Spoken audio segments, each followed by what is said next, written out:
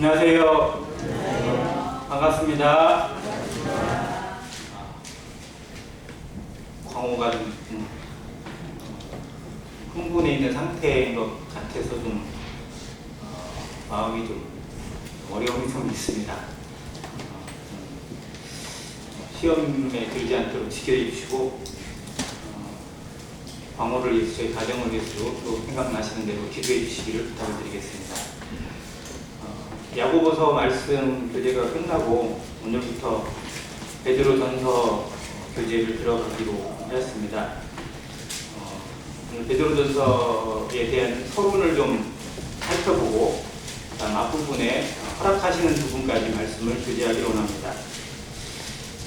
베드로전서는 예수님의 수제자로 알려져 있는 사도 베드로가 기록한 서신입니다. 예수님의 수제자였고 예수님의 삶에 가장 밀접하게 접근해서 살펴봤던 베드로가 신약 성경에 2권만 썼어요. 베드로 전후서만. 그가 경험하고 그가 본 것, 또 그가 예수님으로부터 배운 것들을 따져보면 그 어떤 사람들보다 더 많은 성경을 기록할 만한 그런 사도라고 생각이 되어지는데도 하나님께서는 2권만, 또 베드로 전후서로만 그의 기록을 남겨주고 계십니다. 하나님이 허락하시는 것은 사람이 다 이해할 수 없는 것 같습니다. 베드로가 그의 삶에서 이 2권만 기록을 남겼다고는 보지 않습니다. 그는 많은 것을 기록했고 또 예수님의 생애에 대해서 기록한 복음서라고 할 수 있는 부분도 기록이 있다고 합니다. 그러나 성경으로는 채택이 되지 않았어요. 그렇게 하신 이유가 뭔지는 우리가 다 알 수 없습니다. 그러나 아마 베드로의 사도적인 영향력이 오히려 성경의 기록에 있어서는 오히려 어려움이 될 수도 있었기 때문에 그렇게 하지 않았을까 생각이 되어집니다. 베드로 전후서는 거의 같은 시기에 쓰여져 있는, 즉 베드로 전서를 기록하고 후서가 바로 기록되어 있는 서신으로 알려져 있습니다. 텀이 별로 없어요. 그리고 베드로 생애의 마지막에 기록된 서신입니다. 즉 베드로 후서를 저희가 베드로의 유언이라고 말하거든요. 전서도 그 내용으로 살펴보면 별로 다르지 않습니다. 그의 순교가 주 66에서 67년 사이 네로 황제가 다스릴 때 네로에 의해서 거꾸로 십자가에 못 박혀 순교했다고 알려져 있는데 그가 순교하기 약 1, 2년 전에 기록한 서신입니다. 즉 그때는 로마의 네로 황제가 극심하게 기독교를 박해하던 때입니다. 네로라는 사람이 우리가 알기에는 폭군으로만 알려져 있는데 실상 역사에서 알려주는 네로는 전혀 그런 사람이 아니에요. 그가 14년 동안 로마의 황제에 있었는데 전반기 7년 동안은 아주 치세의 이름을 남길 만큼 선한 그리고 많은 업적을 남긴 황제였습니다. 그리고 다른 종교, 즉 로마는 어느 한 신만 섬기는 게 아니라 다신교를 숭배하고 있고 다 인정을 했어요. 즉 수많은 민족들을 점령을 했잖아요. 근데 그들이 섬기고 있는 신에 대해서 다 인정을 해줘요.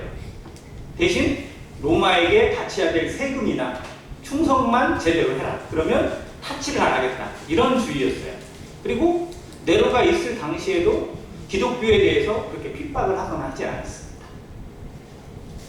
그런데 전반 7년이 끝나고 후반이 시작될 때 무슨 문제가 생겼냐면 네로 황제에게 신상의 문제가 왔어요.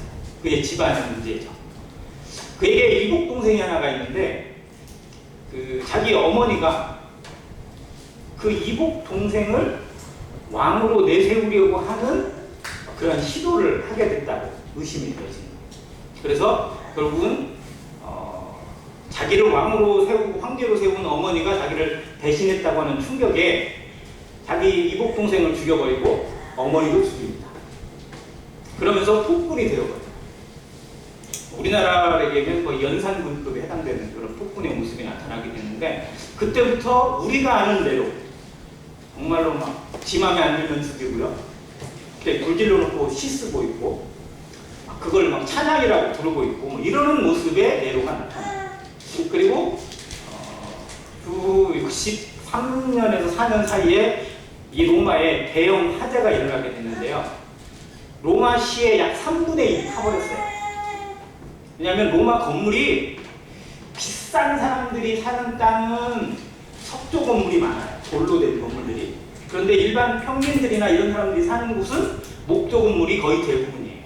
근데 어디서 불이 났느냐? 평민들이 사는 쪽에서 불이 났어요. 그리고 이게 다닥다닥 붙어 있어요. 로마시가 워낙 사람이 많이 살다 보니까. 자, 나무에 불이 붙고 밤에 불이 붙다 보니까 이 집들이 계속 타가지고 도저히 끌 수가 없는 지경이 됐어요. 그리고 약 3분의 1이 불이 타버리고 수많은 사람들이 길거리로 내다앉고 인심이 완전하게 막 흉폭하게 변했어요. 근데 우리가 아는 것처럼 이 불은 누가 질렀다고요? 네로가 질렀다고 하잖아요. 네로가 지 씻으려고, 감상하려고, 우리말로 하면 불멍하려고. 근데 그것도 실제로 역사로 보면 사실은 아니라고 하거든요. 근데 아무튼 어떤 원인에 의해서 불이 질렀는지는 모르겠는데 네로가 생각해보니까 자기의 정치 권력 자체가 아예 위협받는 지경이 오게 된 거예요. 아주 심각한 문제로 사람들이 폭도로 변하고 황제를 쫓아내려고 하는 거예요. 그래서 이 문제를 다른 사람에게 덮어지지 않으면 자기가 쫓겨나게 생겼어요. 그래서 누구에게 덮어 씌웠느냐? 기독교인들에게 덮어 씌워버렸어요. 기독교인들이 이 로마를 정복하기 위해서 불을 질렀다. 뭐 이런 소문을 뻗기 시작해가지고요. 기독교도들을 로마 시민들이 다 잡아 죽이라고 명령을 내리게 돼요. 그때부터 기독교도들을 잡아가고 십자가에 못 박고 맹술이 있는 그 원형 경기장에 집어넣어서 죽이고 불에 태워서 죽이고 뭐 이런 방법으로 죽이고 기독교의 우두머리, 기독교 그 이단의 우두머리는 실제로 베드로잖아요. 그러니까 베드로를 잡으려고 혈안이 되었을 때 베드로가 체포되고 또 사도 바울도 그 다음에 순교를 당하게 됩니다. 아무튼 그 역사적인 배경을 두고 이 베드로 전후서가 기록이 돼요. 즉 네로 황제가 로마 화재의 책임을 기독교인들에게 뒤집어 씌우고 기독교를 극심하게 핍박할 당시에 베드로 전후서를 기록합니다. 즉 이때 당시에 베드로는 이제 기독교가 아주 존폐 위기에 처했다는 걸 알고 있어요. 이 황제에 의해서 지금까지 로마 황제가 기독교를 핍박한 적은 없어요. 지금까지. 왜냐하면 헤롯 왕이나 뭐 그런 유대인들에 의해서 핍박은 받았지만 로마 황제에 의해서 핍박은 별로 안 받았거든요. 그런데 지금은 로마 황제가 아주 제국의 이름으로 핍박을 하기 때문에 정말 교회가 어떻게 될지, 성도들이 어떻게 될지 장담을 못하는 그런 상황에 이 말씀을 성도들에게, 흩어져 있는 성도들에게 기록해 주고 있는 겁니다. 뭐하라고요? 힘내라. 용기를 내라. 우리의 소망이 뭔지, 우리의 위로가 뭔지, 세상이 우리를 핍박하고 황제가 우리를 핍박해도 우리가 가지고 있는 신앙은 뺏을 수 없고 우리 주 예수 그리스도의 이름은 빼앗을 수 없다는 걸 보여주기 위해서, 즉 베드로가 주 예수로부터 받은 사명, 놀라운 사명들이 몇 가지 있거든요. 마태복음 16장에서는 그가 예수님을 주는 그리스도시요 살아계신 하나님의 아들이다라고 고백을 함으로 인해서 예수님으로부터 놀라운 복을, 축복을 받죠. 바요나 시몬아 내가 복이 있도다 라고 하면서 내가 너에게 뭘 맡긴다고요? 천국의 열쇠를. 천국의 열쇠. 어마어마한 거 아니에요? 천국의 열쇠를 내게 맡긴다고 이렇게 하면서, 즉 복음의 시작. 그래서 유대인들에게 제일 먼저 복음을 전하는 일을 사도행전 2장에 보니까 베드로가 해요. 그리고 본격적으로 이방인에게 복음이 전도되는 게 사도행전 11장에 나와 있는 백부장 고넬료에 대한 부분인데 이것도 역시 베드로를 통해서 이루게 하십니다. 그런 부분에서 천국의 열쇠를 가진 사명을 이루게 하고요. 또 한 가지는 그의 이름을 가지고 얘기하는 부분인데 너는 베드로라 그러면서 주님이 뭐라고 하시냐면 내가 이 반석 위에 내 교회를 세우리니라고 하는 말을 해요. 이 문구 때문에 베드로가 초대 교황이 됩니다. 이 문구로 오면 돼요. 자, 거기 한번 잠깐 볼게요. 이게 여기 관계가 없는 게 한데 베드로에 대해서 좀 알아야 되니까 마태복음 16장 하겠습니다.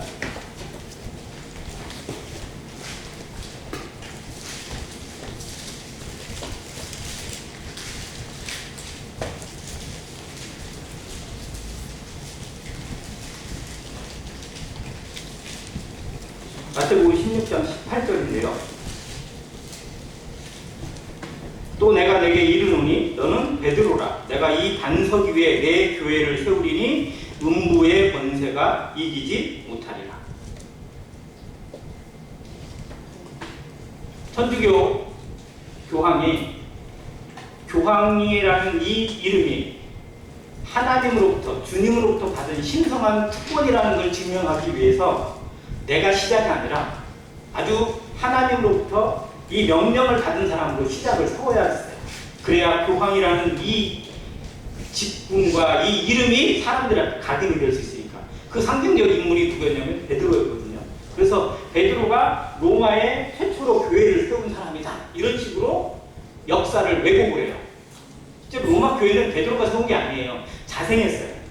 로마에서도 믿는 사람이 생겨나서 자생적으로 나타났기 때문에 사도 바울이 로마서를 기록했던 거고, 베드로는 나중에 가서 그들을 굳게 했을 뿐이거든요. 근데 로마 교회를 세운 사람이 베드로고, 베드로가 초대 교구고 결국 초대 교황이다 라고 역사를 만들어 버렸죠. 자, 그 문구가 뭐였냐면 베드로가 이런 사람이다 라는 것을 하는 것이 여기 부분이에요. 너는 베드로라. 내가 이 반석 위에 내 교회를 세우겠다. 즉 베드로라는 반석 위에 하나님이, 주님이 교회를 세우셨다라고 해석을 해버렸어요. 그런데 자세히 보니까, 헬라어 원어로 보니까 그 해석이 잘못됐다는 게 증명이 됐어요. 자, 베드로라는 헬라어는 베드로라는 자체가 헬라어인데요. 원어로 따져보면 페트로스입니다. 바위라는 뜻도 있고 돌덩이라는 뜻이에요. 자, 그런데 여기에 문구에 써 있는 내가 이 반석 위에 라고 하는 이 반석은 페트로스가 아니라 페트라예요. 다른 단어예요. 단어가 다릅니다. 페트라는 거대한 바위예요. 이게 반석입니다. 즉 이건 베드로를 의미하는 게 아니고요. 굳이 얘기하자면 너 같은 사람들의 모든 모임이라는 의미고 결국 나라는 거예요. 내가 이 반석 위에 라는 이 반석은 다 위에 내 교회를 세우겠다. 즉 내 생명과 내 모든 것 위에 내 교회를, 내 이름으로 세운 내 교회를 세우겠다고 하는 주님의 선언이거든요. 베드로 네가 교회의 기반이고 교회의 반석이다 라는 뜻이 아닙니다. 그런데 이거를 번역이 약간 좀 이상하게 된 거예요. 너는 베드로라 그러면서 내가 이 반석 위에 세운다라고 하니까 그 말이 연결되어 있는 것처럼 보여져가지고 베드로 위에 교회를 세운 것처럼 억지 해석이 만들어져 버렸어요. 그래서 천주교는 이 문구를 가지고 베드로가 교황이 됐습니다. 베드로는 자신이 이 반석이 아니라는 걸 너무 잘 알아요.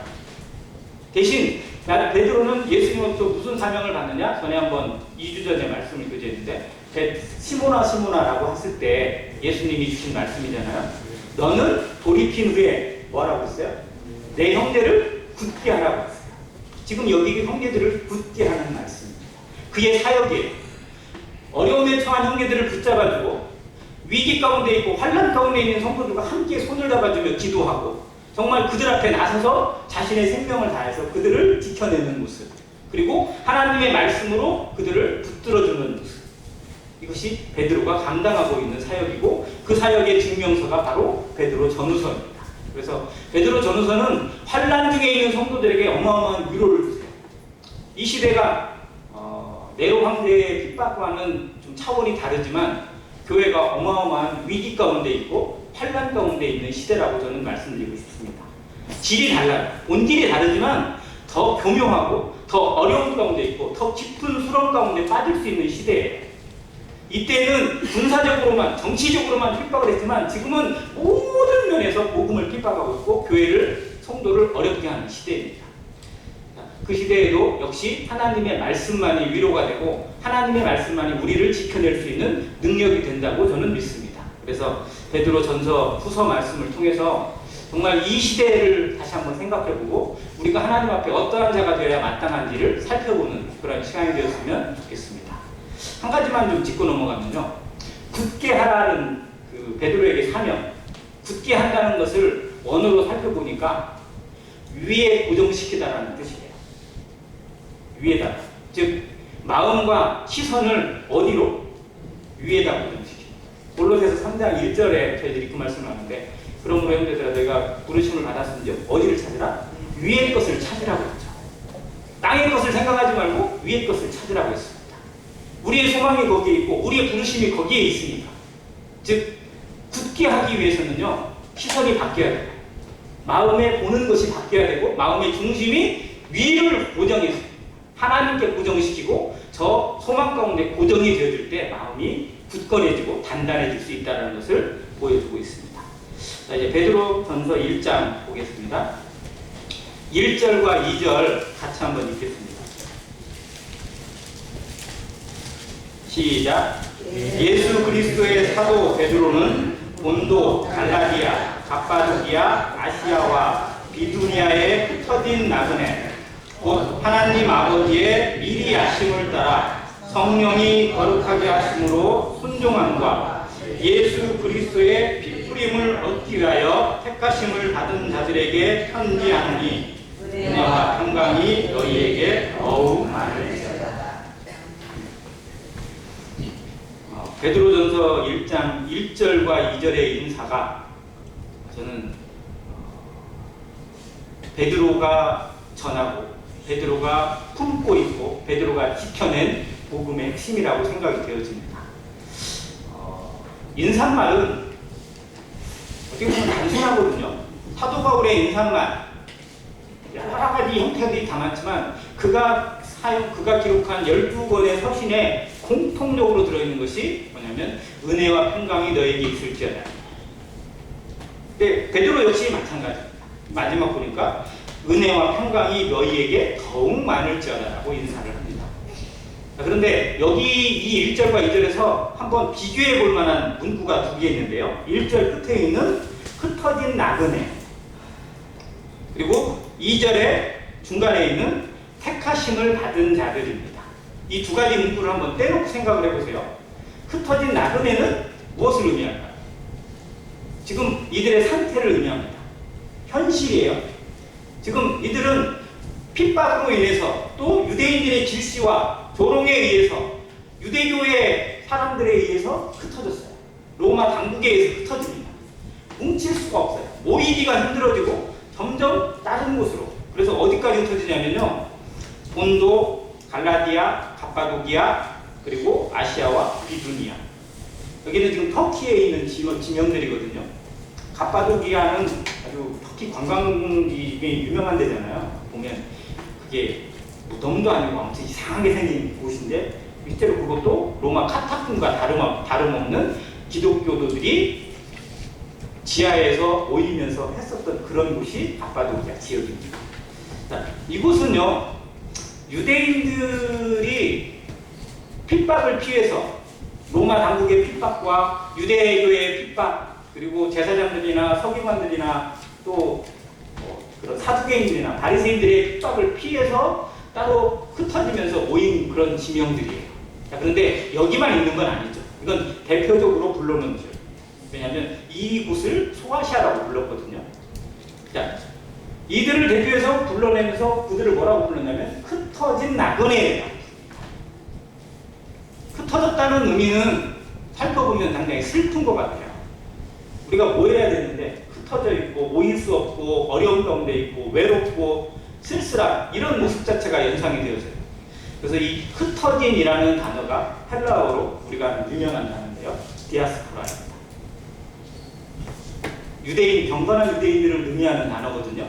이 유대인들이 그 신앙을 지키기 위해서 하나님 앞에 대한 자신의 신앙과 하나님을 믿는 그 신앙을 지키기 위해서 누가 뭐라고 하든지 간에 따로 모이거나 흩어져서 모이고 그리고 독자적으로 모이는 그런 무리를 이루게 됐어요. 그래서 사방으로 세상 곳곳으로 흩어집니다. 자, 그들을 좀 경건한 유대인이라 해가지고 디아스포라라고 부르는데 이들의 실상은 이 몸된 교회의 모태가 되고 초대교회의 기둥 같은 존재가 돼요. 복음이 유대인으로부터 시작합니다. 유대인으로부터 왔고 유대인으로부터 시작이 되어져서 세상에 전파되는 역할을 맡았던 사람들이 바로 이 흩어진 사람들입니다. 그런데 흩어진 나그네라고 기록했어요. 저는 이 표현이 참 맞다고 생각이 들어요. 그들이 그곳에 가서 여기가 이제 내 집이다 이게 아니에요. 또 핍박이 있으면 어떻게 돼요? 옮겨요. 또 옮겨요. 근데 오직 뭐만 바라보고 이만 바라보고 위에서 부르심만 바라보고 가는 거예요. 여기에 소망을 두지 않고 살아가는 사람. 그러니까 흩어진 나그네라는 표현이 정말 적절한 것 같습니다. 우리는 흩어지거나 나그네로 살기를 원치 않아요. 우리는 분명히 나그네와 행인 같은 너희를 권한다고 하는 말씀을 아는데도 불구하고 여기에 내 터전이 있길 바라고, 내 굳건한 것이 세워지길 바라고, 내 이름이 뭔가로 콱콱콱 채워지기를 바라는 그런 욕심을 버리지 못하더라고요. 그래서 베드로서를 통해서 정말 우리가 누구인지, 나는 어떤 사람인지를 또 한번 생각해 볼 수 있는 기회가 되었으면 좋겠어요. 어제 TV에서 제가 이상한 얘기를 하는데, 음악의 황제 혹시 누군지 아세요? 음악에 대해서 막 여러 사람들이 있거든요. 음악의 아버지, 교향곡의 황제, 음악의 아버지는 바하, 음악의 어머니는 핸델, 교향곡의 아버지는 뭐 하이든, 뭐 이렇게 얘기하고, 뭐 천재, 음악의 천재는 모차르트 얘기하잖아요. 근데 음악의 황제 하면 누군지 아세요? 베토벤으로 나옵니다. 베토벤. 이 베토벤이라는 어떤 자료가 나왔는데, 이 사람이 26살부터 귀가 먹어갔어요.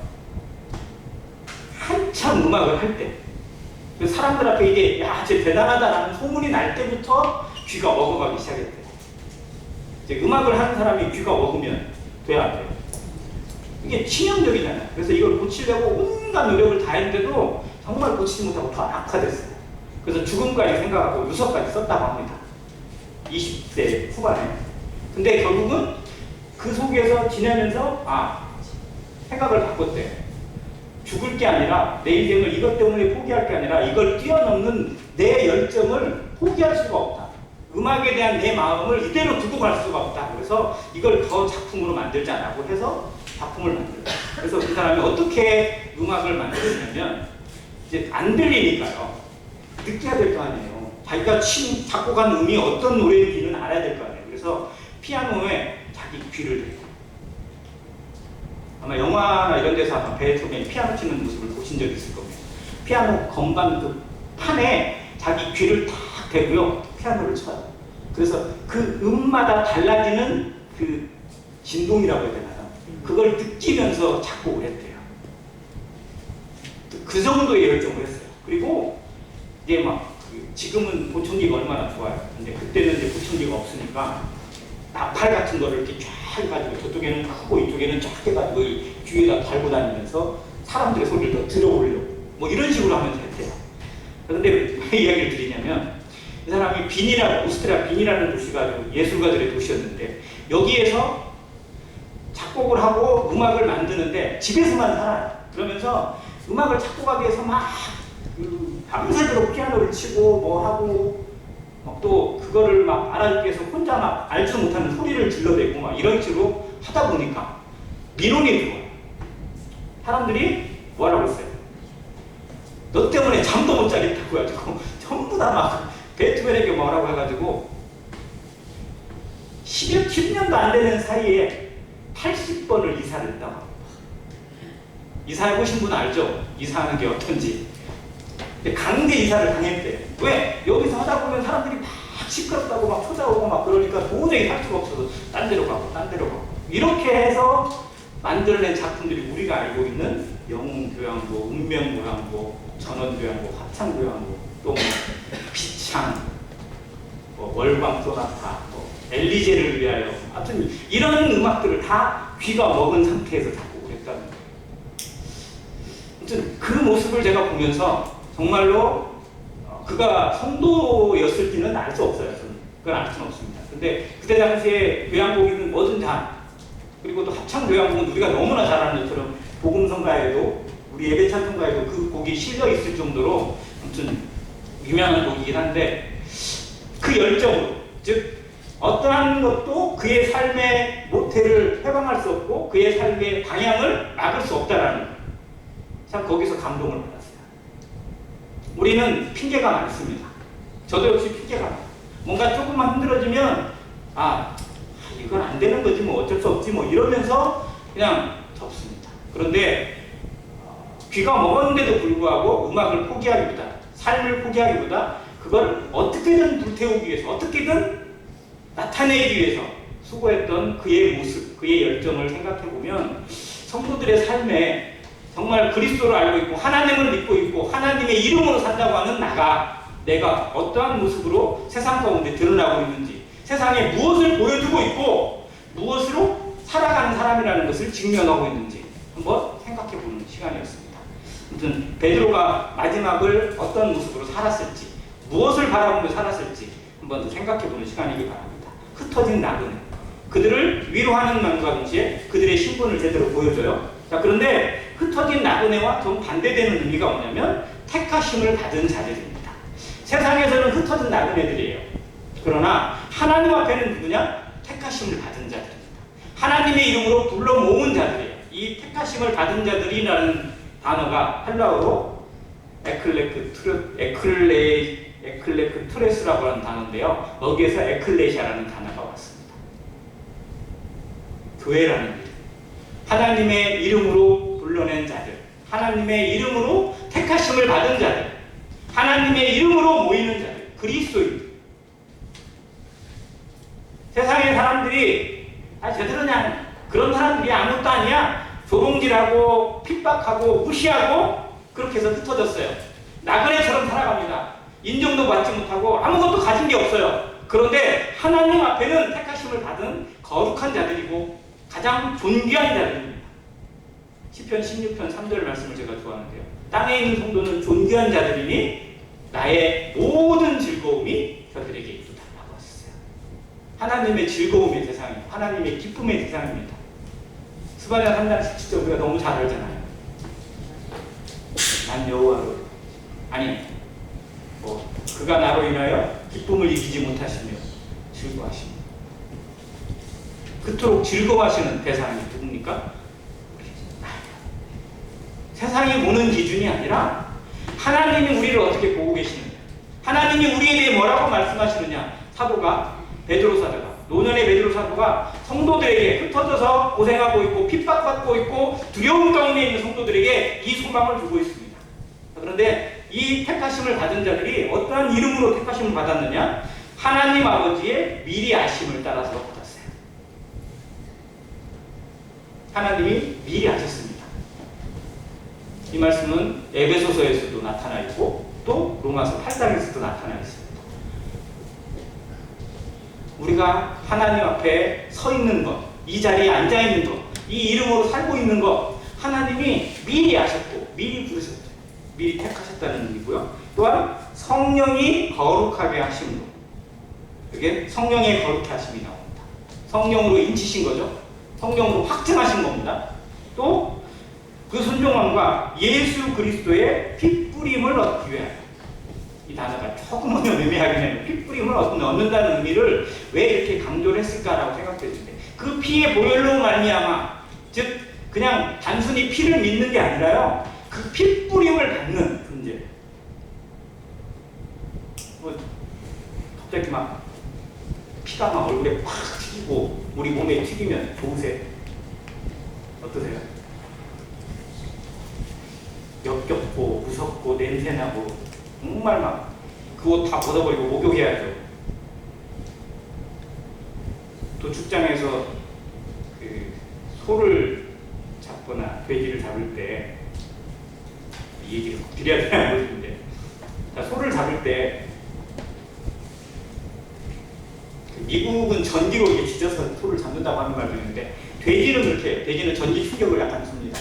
약간 딱 기절을 시켜가지고 쓰러지게 하고 목을 딱 따거든요. 근데 소는 전기 충격을 주면 근육이 축돼가지고 고기가 베린대요. 그래서 그렇게 안 하고 그냥 잡아놓고 탁 묶어놓고 여기를 이 구멍 뚫린 망치예요. 이걸로 골을 뚫어요.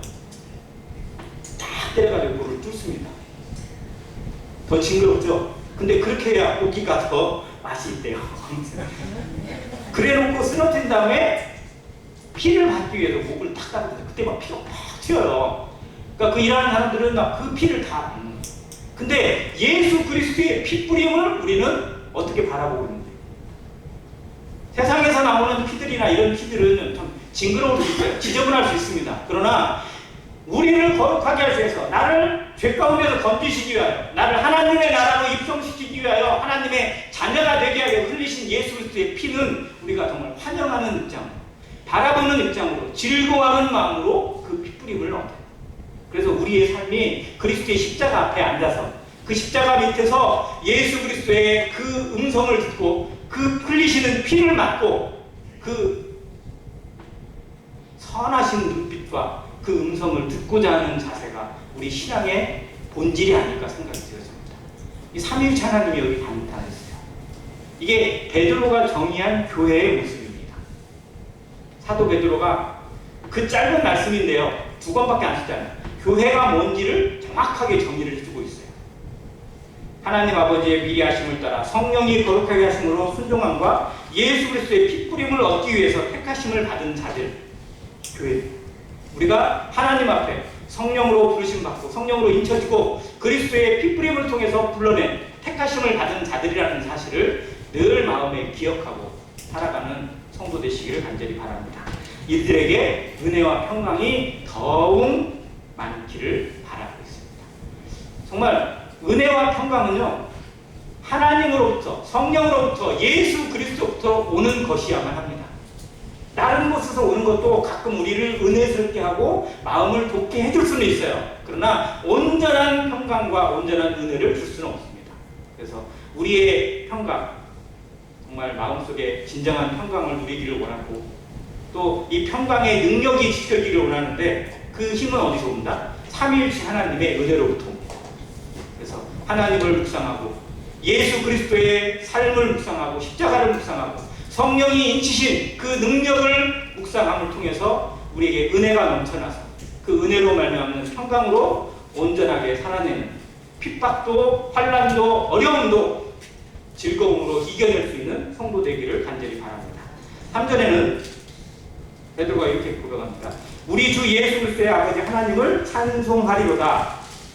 그의 많으신 긍휼대로 예수 그리스도를 죽은 자 가운데서 부활하게 하심으로 말미암아 우리를 거듭나게 하사 산 소망이 있게 하시니. 살아있는 소망, 우리를 살게 하는 소망이 있습니다. 그리고 썩지 않고 더럽지 않고 쇠하지 아니하는 유업을 있게 하십니다. 이 유업이라는 단어를 어디에서는 기업이라고 표현을 했는데요, 그야말로 우리가 살아가는 목표, 무엇을 위해서 살아가고 있느냐. 예를 들어서 장사를 하는 분은 그것이 어떻게 보면 삶의 모든 목적이에요. 아침에 일어나는 이유도, 피곤하지만 일어나서 나가는 이유도, 정말 우리를 움직이게 한 모든 에너지가 거기에 담겨 있거든요. 근데 그 유업, 기업이 뭐냐? 썩지 않고 더럽지 않고 쇠하지 아니하는 기업입니다. 그럼 반대가 있죠. 썩는 거, 더러운 거, 쇠하여지는 것들. 그건 뭘까요? 세상의 것들. 세상 사람들이 추구하고 있는 것들이에요. 세상의 것들은요, 보기에 그럴싸해 보입니다. 괜찮아 보이기도 해요. 그런데 결국은 다 썩어가고 있는 거고, 더러운 것들이고, 그리고 쇠하여지는 것들입니다. 우리에게 주신 이 기업만큼은 정말로 그 모든 것을 초월해 있는 하나님의 이름으로, 하나님의 능력으로 채워져 있음을 보게 됩니다. 곧 너희를 위하여 하늘에 간직하신 것이라 설명해 주고 있습니다. 우리가 하나님 앞에 어떠한 사람인지, 하나님의 부르심으로 살아가는 이 모습이 세상에서는 흩어진 나그네의 모습일지라도 하나님 앞에는 가장 존귀한 이름이고 택하심을 받은 자들이고, 그리고 우리가 하고 있는 사소한 일일지라도, 단순한 봉사, 단순한 섬김, 단순한 순종이라도 하나님 앞에서는 썩지 않고 더럽지 않고 쇠하지 아니하는 기업을 있게 합니다. 내가 하고 있는 봉사, 내가 하고 있는 수고, 내가 하고 있는 섬김이 하나님께서 어떻게 보고 계시는지를 생각해야 돼요. 근데 내 기준으로 판단해서 그냥 하다가 조금 기분 좋으면 하고, 기분 좀 그러면 멈추고, 내 마음이 내키면 하고, 좀 하면 접어버리고, 이건 하나님을 생각하는 게 아니라 그저 나에게 머물러 있는 거죠. 성도의 사신앙, 이게 하나님 앞에 얼마나 존귀한 것인지, 하나님이 이것에 얼마나 주목하고 계시는지. 하나님은요, 땅에 있는 성도들, 땅에 그리스도의 이름으로 살아가고 있고 하나님의 영광을 위해 세워져 있는 이 교회를 어떤 눈으로 보고 계실까요? 얼마나 주목하고 계실까요? 이걸 시편에 잘 보여줬잖아요. 예루살렘을 지키시는 이는 어떤다고요? 주무시지도 않고 졸지도 않으시고. 예루살렘을 지키시는 이가 그 정도면요, 이 교회를 지키시는, 즉 하나님의 자녀들을 지키시는 하나님의 눈은요, 그보다 더욱 반짝반짝 빛나시고 정말 우리의 일거수일투족에 얼마나 관심을 가지시는 분입니다. 좀 부럽죠. 가끔은 안 봤으면 할 때도 있는데, 하나님 이거는 좀 그냥 생략해 주세요. 가끔 그 연예인들이 뭐 방송하다가 좀 실수하고 그러면 뭐 해달라고 그러죠? 편집해달라고 그러죠. 근데 우리도 가끔 그러고 싶을 때 있지 않으세요? 하나님 요거는 좀 편집 좀 해주세요. 이렇게.